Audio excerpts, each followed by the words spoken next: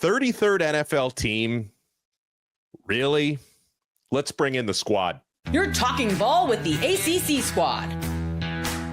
From Florida State to North Carolina, from Syracuse to Miami, and from NC State to California, it's the local experts of the Locked On Podcast Network bringing you scoops, breakdowns, and the most comprehensive preview of the upcoming ACC weekend. Hang on, it could get loud, it could get heated, and it will definitely be fun. Squad up, you're part of the ACC Squad. Week 1 is in the books in ACC football. We storm into week number 2. Welcome into the squad. Thank you so much to the everydayers. I think that's Kirk Herbstreit's dog that has taken over for Isaac Shade from Locked On Tar Heels. We got Jackson Holzer from Locked On Syracuse, Kenton Gibbs and Grayson Boone from Locked On Wolfpack. Believe me, neither of them were going to miss this episode after what happened to Bill Belichick on Monday night. JJ Jackson from Locked On Blue Devils, and I am Alex Dono from Locked On Canes, and thank you so much for making us your first listen. This episode of the squad is brought to you by Mazda. Just like there's more to every player, more dedication, more attention to detail, there's more to a Mazda vehicle. Stay tuned later in this episode for highlights in this week's Moving the Game Forward. Mazda, move and be moved. All right, Isaac Shade, there's no hiding in this one. I know you wouldn't hide. I was watching your immediate post game, and you stood in the paint after that disastrous 48-14 loss in Bill Belichick's debut at home against TCU. Maybe TCU is the best team in the country. Maybe we'll find out. But Isaac, North Carolina, outside of that first drive, which was majestic, didn't look prepared, weren't tackling well, weren't executing well. I mean, outside of that, Mrs. Lincoln, how was the play? It was that kind of night for North Carolina. So, Isaac, I'll let you buy the first round. As you noticed, Dono, I've invited Pete, Herbstreit's dog, here to face the music for me. So I'll just no. I'm not sure what you're talking about. I turned the game off after that first drive and forcing TCU to punt on their first drive. So I'm actually not sure what happened after that. Did something go awry? Because I figured that was it and it was over. No, look, it was over. Here's the deal. Clearly, Carolina had a good script for that opening drive, but guess what? Freddie Kitchen, who had been turned over the offensive coordinator duties, clearly was not ready for anything else the rest of the game after that initial script, which was great. Let's recognize that. But everything after that, here's the next 4 drives on offense. You ready? Minus 11 yards, 0 yards, 1 yards, pick 6. There you go. There's your first half, right? And then you come out at halftime. TCU gets the ball back and you're thinking, hey, look, maybe you can get a stop here and then go. Well, first play from scrimmage, 75-yard scamper, and Kenton's doing his happy dance over there. I could feel it, the ground shaking underneath me with it. It's funny because last week on the show, I said Carolina could win 10 games or 4 games and nothing would surprise me. I had also said multiple times this week, Carolina could win this game by 50 or lose this game by 50 and neither would surprise me. Well, we were a fortunate victory formation kneel down away from giving up that 50 burger. And so, I mean, it was just an absolute dumpster fire in Bill Belichick's first game. Thankfully, though, that one loss counts as much as if Carolina had lost by 1 point. So now you learned what you need to learn. You throw away the film and then you move on.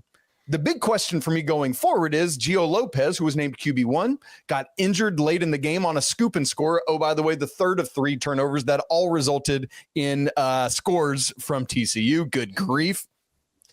And then in comes Max Johnson. Great story, coming back from that gruesome leg injury last year and puts together a really nice drive, looks precise, working through his reads, leads a touchdown drive, touchdown pass to his brother, the tight end, Jake Johnson. So Carolina now has to figure out what they're going to do at quarterback. You don't learn much for the next couple of weeks because they're at Charlotte. They host Richmond before going down to Orlando to spend a day at Disney World and then play UCF. So we'll see what happens.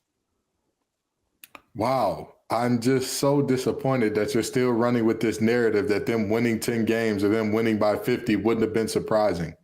But you know, Isaac, you're a basketball guy. So let me help you out a little bit here. Please do, KG. Help me. Let's bring you on the field a little bit here, okay? Normally, when you have a coach that's never coached this game at this level, you're in a bad way already, right? You're already not off to a great start. But then when you go beyond that and say your quarterback has never played at the Power 5 level, and then you've got the other quarterback with a mechanical leg, you're in some really deep water at that point, okay? And then the only player on your team from the year before who isn't an accountant, who's probably going to play on Sundays, is now playing up in Columbus. Now you're in the deepest of waters. Now the waters are over your head at this point. And that's what we saw. We saw a team that was over their head in domination by the Horned Frogs. I mean, what an embarrassing show. But this was not surprising for me at all. I said when you said, oh, they could win 10 games and that wouldn't surprise me. Why wouldn't that surprise you? Because this has never been that type of team. And you bring in 70, count them, 70 new players. And you expect all of them to mesh and gel within the span of anywhere from 4 to 2 months? Come on now. We all knew this was coming. If you know ball, you knew this was coming. And after a week where I was absolutely lousy with the picks, this weekend was just a nasty work for me with picks. But I'll tell you what, watching Gio Lopez's picks made me feel even better. Watching Bill Belichick's team, most points ever allowed by a Bill Belichick coach team. Hey, Grayson, life like this sure is sweet, ain't it? Hey, JJ, life like this can't be beat, can it? Oh, it's a great time to be in the Triangle if you're not in Chapel Bill. And I'm going to leave it right there.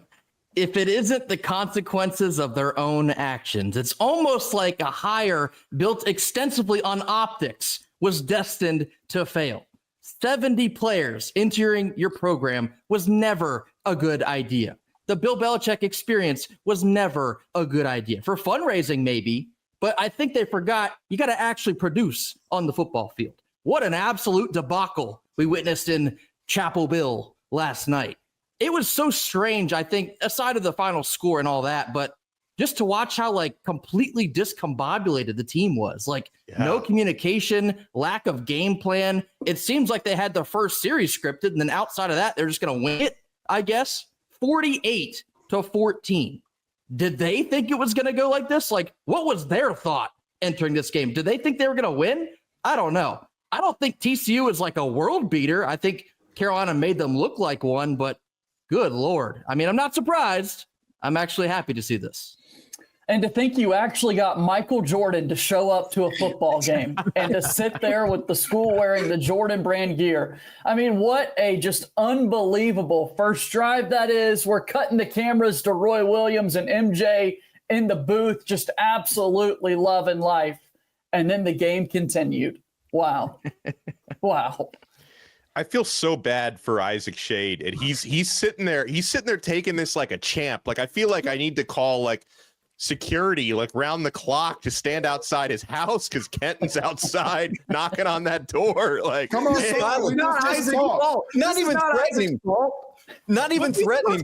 KG's just smiling like a Cheshire cat, and he's so happy, We just want to talk, Isaac. Come outside. We not going to jump you. We not going to jump you. Come on outside. Kenton, you mentioned it. Saturday, watching Ohio State and Texas and seeing Bo Atkinson fly around making plays.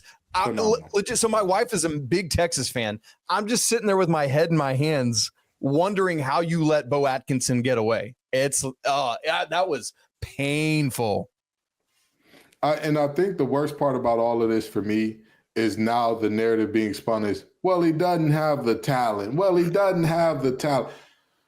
Oh, boy. It's almost as if somebody had warned people, hey, in the NFL, those third-string white guy receivers that you keep making great are this much slower than their more athletic counterparts. It's a bigger discrepancy when you get to college, and all of a sudden, you've got a guy that's going to learn enterprise rental car as soon as he's done, and he has to check a young man that's name is going to be called very early in the draft. It's almost as if somebody said, Bill's going to have to sit on couches and win recruiting battles, which, by the way, CJ Sadler, cast technician who's committed to UNC, if you can hear this, reconsider. Don't do it. Reconsider. Resubmit it. You sure on the subject? You sure? But I'm a digress. I got to save a technician when I can. Jackson, I'm gonna let you take it over. I'm sorry.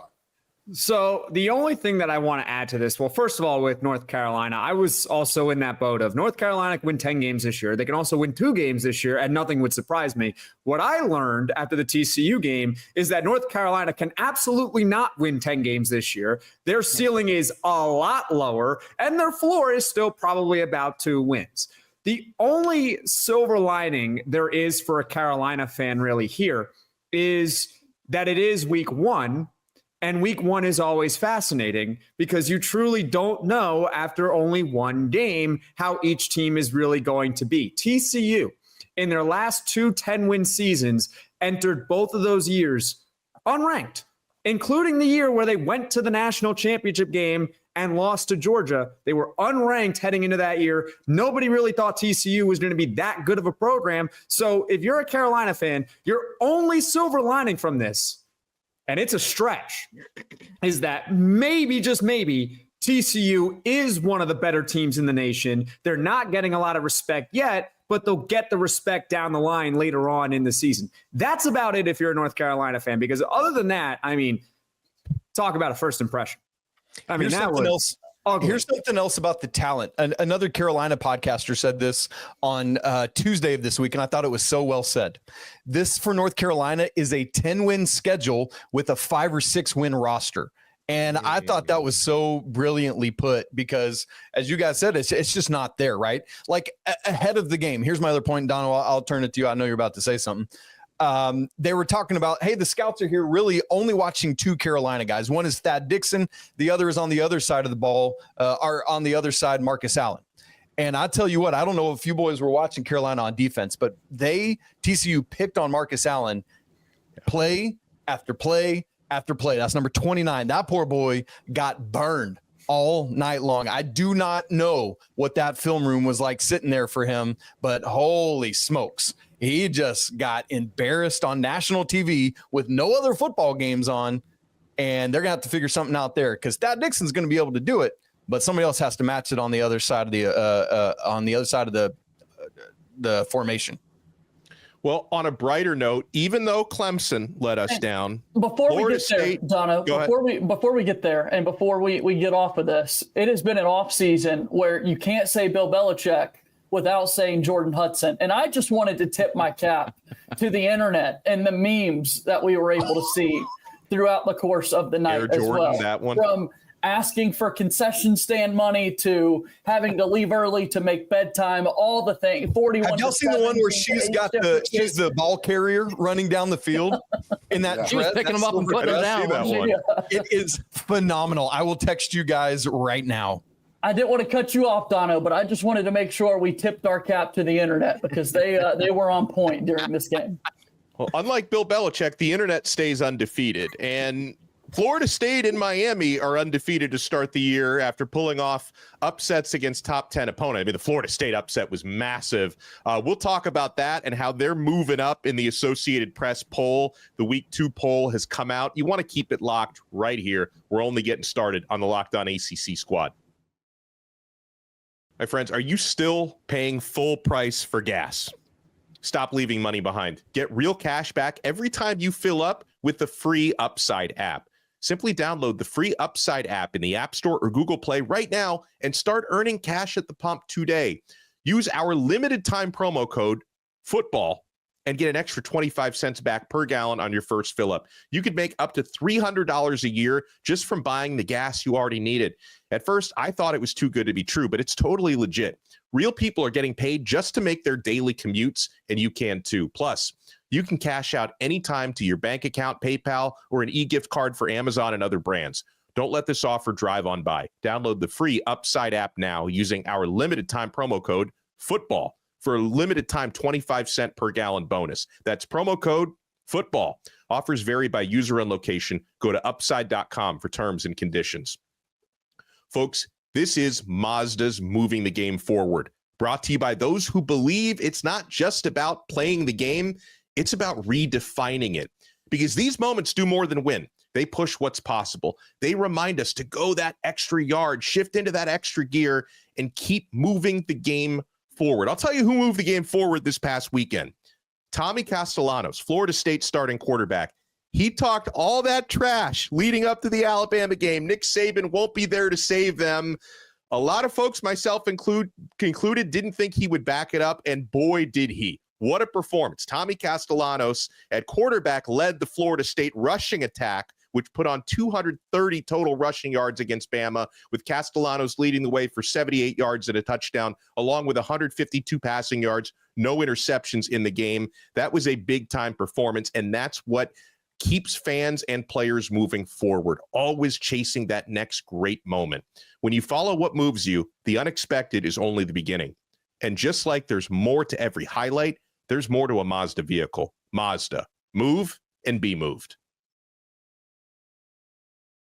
Thank you for making the ACC Squad your first listen and your first watch. I'm Alex Dono from Locked On Canes. We got Jackson Holzer from Locked On Syracuse. Isaac Shade, who stood in there like a champ from Locked On Tar Heels. JJ Jackson, Locked On Blue Devils. Grayson Boone and Kenton Gibbs from Locked On Wolfpack.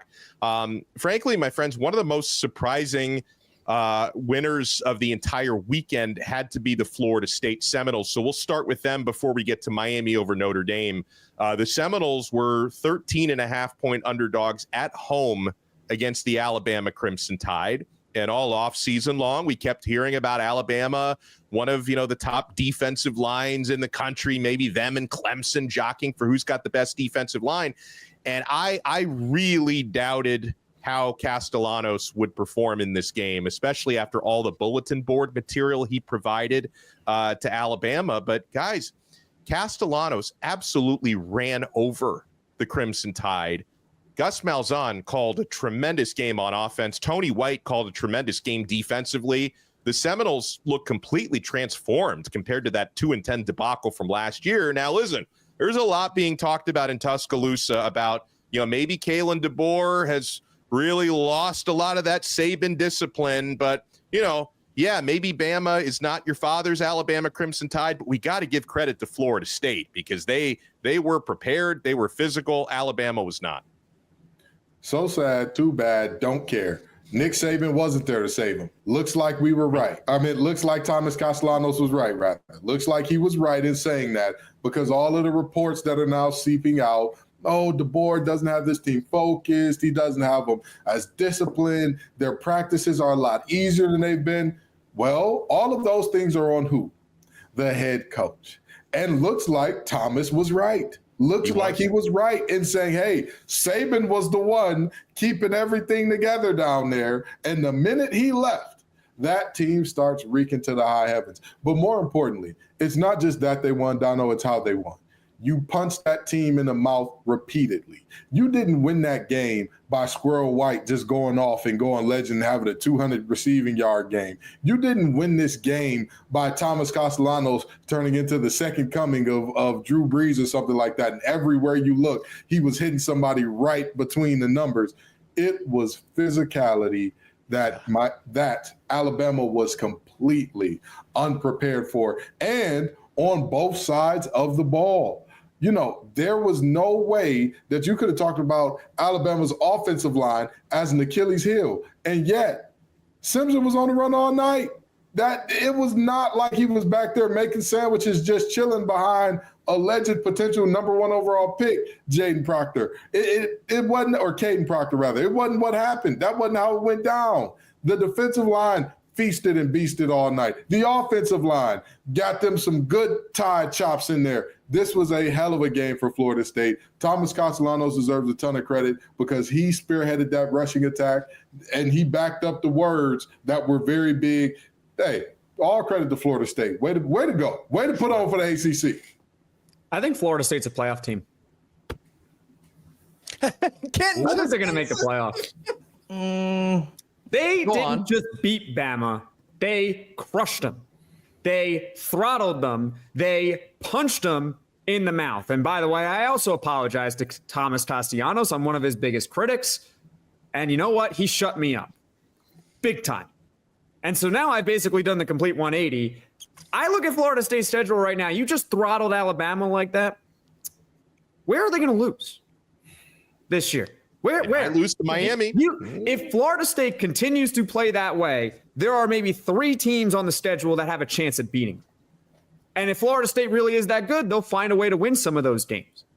This team now should have playoff expectations. They crushed Alabama. They might be the biggest winner of the entire weekend, if we're being honest. LSU would like a word. No, I'm talking about from an ACC perspective. Oh, yeah, for sure. Did we not learn our lesson from Georgia Tech last year after upsetting Florida State and everybody being like, oh, they're great now. this is the squad. Now they're gonna do it. Now they decimated the defensive line. You know what the difference is between Georgia Tech and Florida State? Florida State is Florida State. Georgia Tech is Georgia Tech. Wait, hang on. Does that even mean? But what was Florida State last year when they went to the games? Yeah, they had a down year. And what I'm telling you right now is down year. That was a catastrophe. Look at how they played Alabama. You think Alabama's going to stink the whole year? Maybe they will stink the whole year. They might. I mean, they lost to Oklahoma and Vanderbilt last year. Like, you know. Only Jackson Hoser and they went 9-3. Only Jackson Hoser could ruin my mood after having the most successful hate watch in my life. Only Jackson Hoser could get me worked up after I have never seen my ops be as down bad as I saw North Carolina, earlier this week. And you had to come in and ruin it with this blasphemy and nonsense. Blasphemy? Okay, how are they going to do against Texas A&M Commerce? They'll win. Here's the deal. Penn State, win. At Virginia, win. Miami at home. That's a tough one, but you're at home. Pitt at home. Here's the deal, Jackson. In theory, Stanford on the road.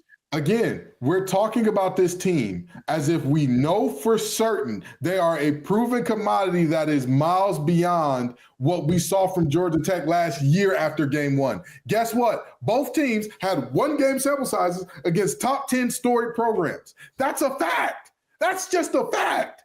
And so what you're telling me is Carolina's going to be 11-1. I appreciate that, Kent, and that's good to know. All right, now we're just saying anything, I guess. Get me off this Carolina is not going to lose. Dono, just kick me to the backstage. I'm leaning into the absurdity of the moment. Clearly, I don't believe that, and it's not true. We need Get to your butt back in here, KG. Florida State all of a sudden actually does make the playoff, because I don't know where they're losing except maybe against Miami. I think at Clemson's tough. At Florida's tough.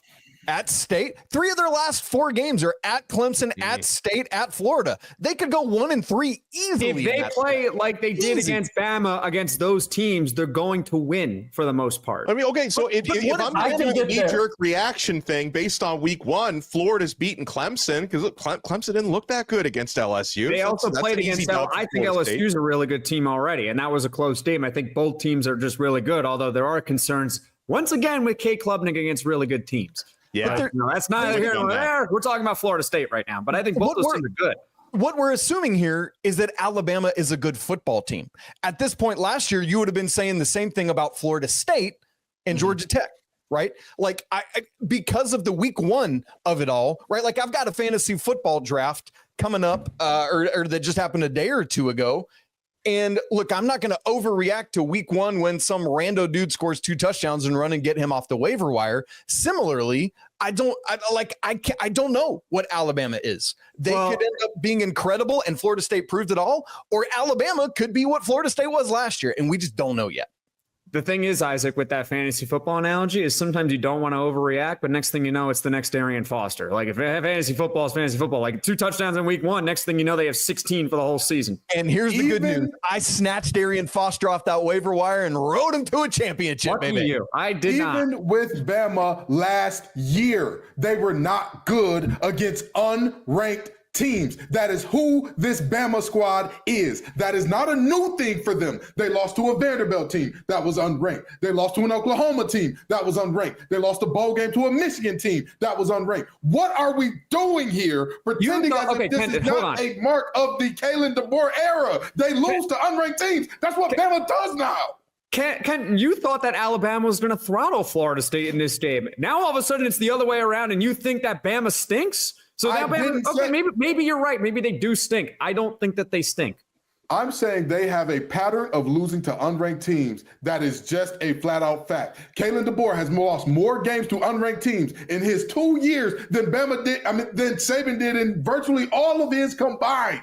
I'm not saying that Bama's a terrible team. I'm saying Bama's a very volatile team. They play with the best of them. They go out to Georgia and show Georgia, oh yeah, we're a great team and we can beat you even if you're a national contender. But then they go see Diego Pavia walking through that door and they piss down their leg. That's who they are. And I thought that because this game had a lot of talk, A lot of hype, national stage. I thought they were going to show up. I was wrong there. I can admit that. I can admit Florida State looked fantastic. I'm not denying that. But what I am saying is calling them a playoff team based off this one game and saying, I don't know where they lose is absurd, Jackson. It is absurd on its face. I can get there with Jackson.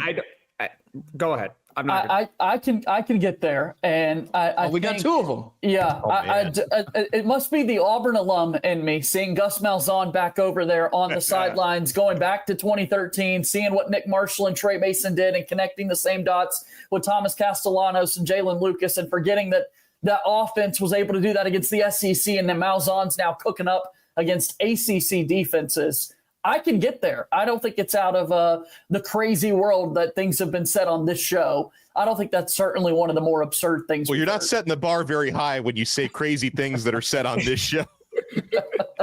Hey, Dono, anything good happen for the Canes on Sunday by chance? Well, I want to get to that when we come back, because I really hope Jackson Holzer has that same big playoff energy when it comes to Miami after their victory against formerly number 6 Notre Dame. You want to keep it locked right here. We're not done yet on this brand new episode of the ACC Squad.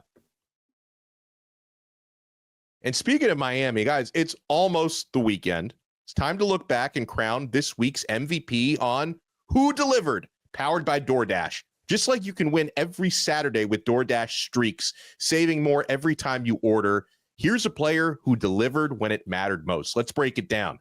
We'll go with Ruben Hurricane Bain, Miami edge rusher who had a sack that helped seal the game, had an interception, had 2 big run stops, a tackle for a loss, graded out at 93.5 out of 100 on Pro Football Focus. That was a huge performance. And guys, when the pressure was on, Ruben Bain came through. No hesitation, no delay. And if you've been watching week after week, you know this performance probably wasn't a fluke and won't be. And just like Ruben Bain delivered for the Miami Hurricanes, DoorDash delivers your Saturdays with DoorDash streaks. You save on every Saturday you order. Stack it up all season, and you could save up to $250, including $100 in DoorDash credits. Order this Saturday. Keep the streak alive. Fuel your game day only with DoorDash. Terms apply. Promo period is through November 18th. Got a little close in the fourth quarter, gentlemen, but a successful debut for Carson Beck at Miami. And my most important objective en route to Miami's 27-24 victory against Notre Dame for Beck, protect the football, make good decisions. He did both of those things, 2 touchdown passes, 0 interceptions, and you're going to have to hit some big plays. You know, none was bigger than, and in this case, the catch was better than the throw, but that one-handed touchdown grab by CJ Daniels. But I think the big things that that made me feel good about Miami's performance was going up against an opponent like Notre Dame, and in that Marcus Freeman era especially, they're typically beating people at the line of scrimmage. They're typically winning the time of possession, and they're typically winning the turnover margin. Notre Dame was plus 18 in the turnover margin last year. Miami actually beat them in all of those things. They won consistently at the line of scrimmage, 3 sacks to 1. They protected their quarterback better than Notre Dame did. They had, I think, around 35 minutes time of possession, and Miami won the turnover margin plus 2. So, I mean, Miami's been stacking talent under Mario Cristobal, guys, for the last few years, and you can certainly see they have the type of roster that I think, and we'll see if Jackson agrees, but I think could be a college football playoff team this year. I do agree. And I think that should be at bare minimum the expectation for a team like Miami. I mean, at minimum, I think Notre Dame is really good, and I think we can all agree that Notre Dame is really good too. Miami stopped the run of Notre Dame. They stopped the run. How many teams last year were able to successfully do that against a team like Notre Dame? Not many. With Jeremiah Love back there, it ain't easy to stop the run. I thought Miami was a more balanced team than they were a year ago. Their defense, top to bottom, was much better coached. And sure, they hit a little adversity in the fourth quarter with Notre Dame tying the game, but guess what? They went right back down the field.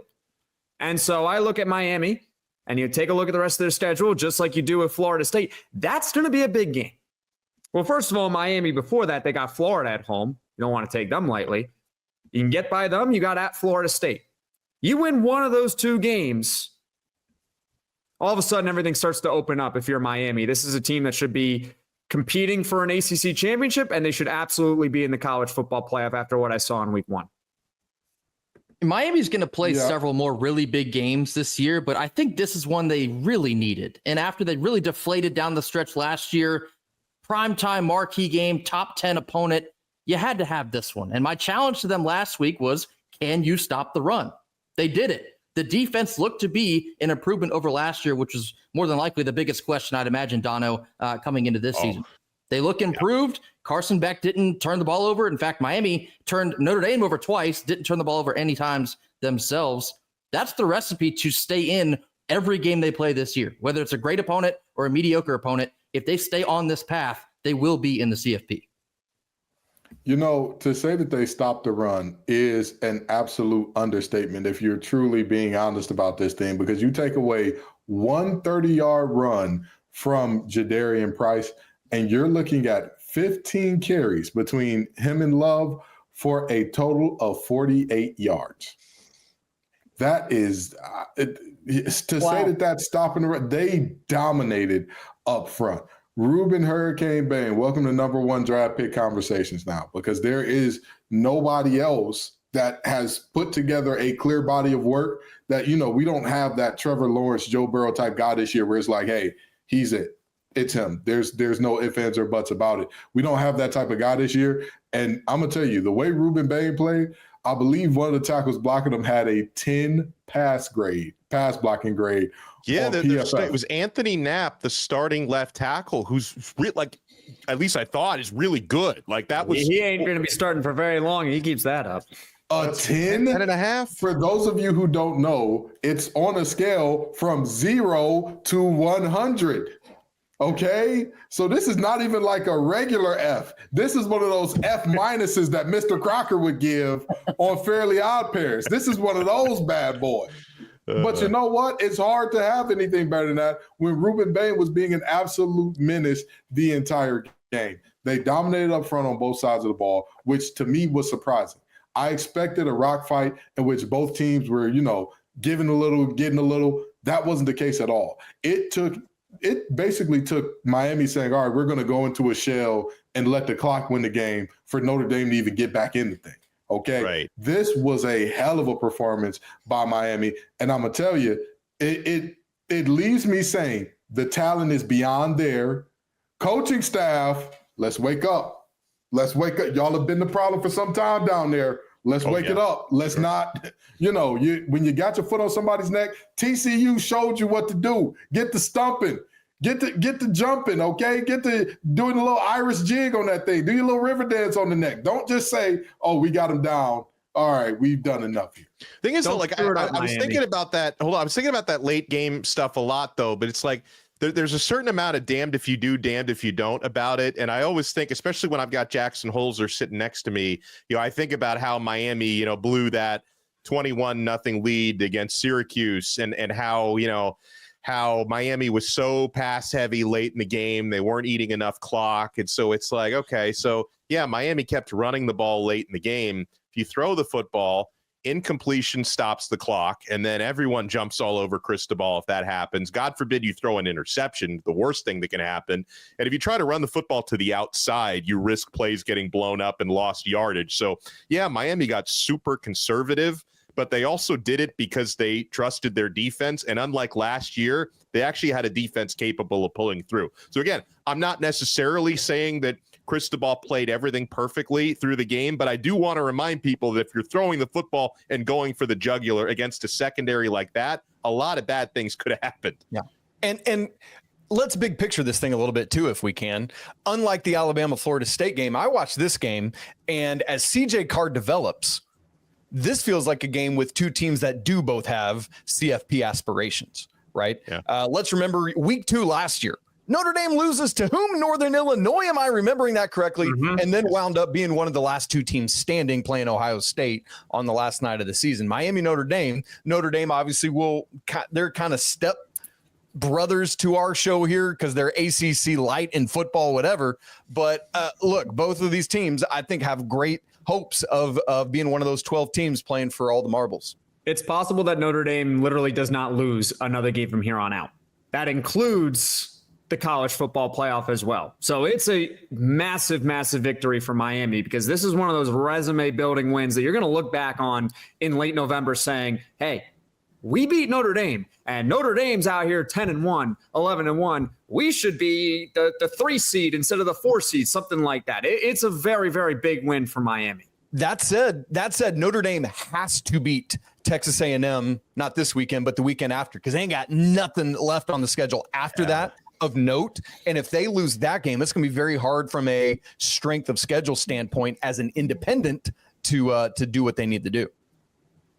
And Dono, I think that it's tough to say he's in a damned if you do, damned if you don't situation when the damned if you do is don't give up 17 points in a quarter. Like that's the hey, as a head coach, you've given up 7 for the first 3. Let's maybe not darn near triple that in the fourth. That I don't feel like that's a huge ask of a coach.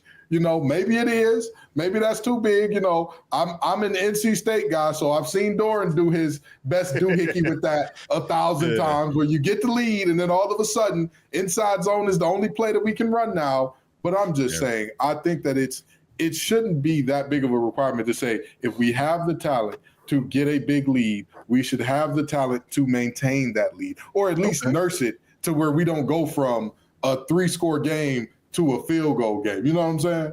Yeah, I'm just saying that, like, I don't necessarily think the conservative offensive play calling was the downfall. If anything, the final Notre Dame touchdown drive that Miami allowed, like that was the only time when the defense didn't play well. You know, they gave up that 62-yard completion to Raridon. It was actually a miracle he didn't get into the end zone, because there was nobody within 20 yards of him when he caught that football. That was a busted play. Like, that was the type of thing Miami used to do 5 or 6 times in a game last year. They did it 1 time in this game, and then the quarterback draw for CJ Carr was way too easy. So I thought, if anything, it was maybe more on that defensive possession than on the play calling. But I want to get into, guys, before we wrap it up here, let me see if I can share my screen with the updated Associated Press top 25, where you see Miami move up into the top 5 from number 10 to number 5. Clemson falls, but just 4 spots. They stay in the top 10. You know, tough loss, so a close loss against a really good opponent in LSU, who was in the top 10.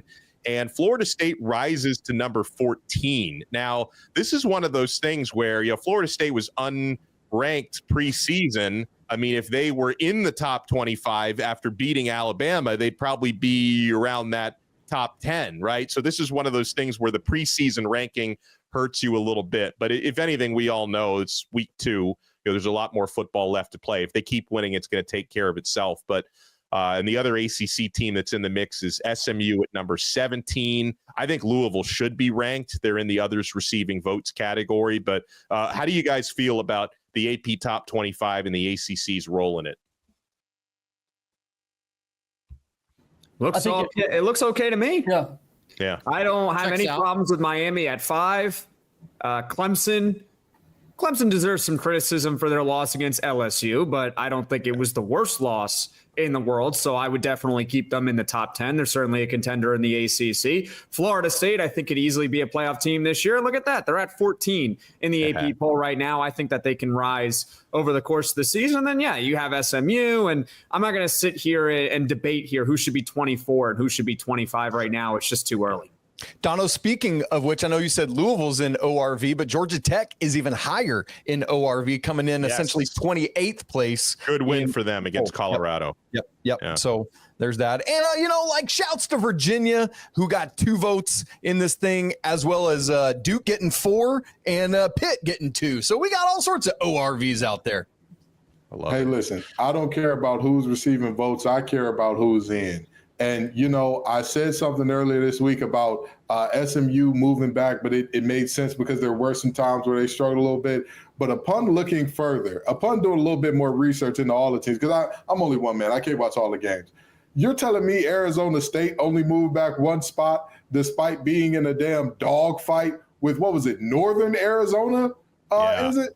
And they moved back 1 spot. Meanwhile, we're sitting here looking at SMU, penalizing them for having about 10-minute stretches where you go without points. And they won 42-13, so the end result was pretty good. It absolutely was. It absolutely was. I just think I'm looking at that saying, all right, now what's going on here? But yes, Isaac, you're absolutely right. Others receiving votes. There are a lot of ACC teams that are right there on the cusp. Like we always say on Locked On ACC, just win your damn games. That's right. Well, we'll leave it at that. Excellent stuff as always. Make sure you check out all of our other shows. Kenton Gibbs and Grayson Boone on Locked On Wolfpack. JJ Jackson on Locked On Blue Devils. Isaac Shade, Locked On Tar Heels. Jackson Holzer, Locked On Syracuse. I feel like Jackson got off a little easy today after that loss to Tennessee. There was just so many other things going on. But check out Locked On Syracuse. He'll have you covered on all of that stuff. And I'm Alex Dono from Locked On Canes. And we'll talk to you again next time on another episode of the Locked On ACC Squad right here on the Locked On Podcast Network. Your team every day.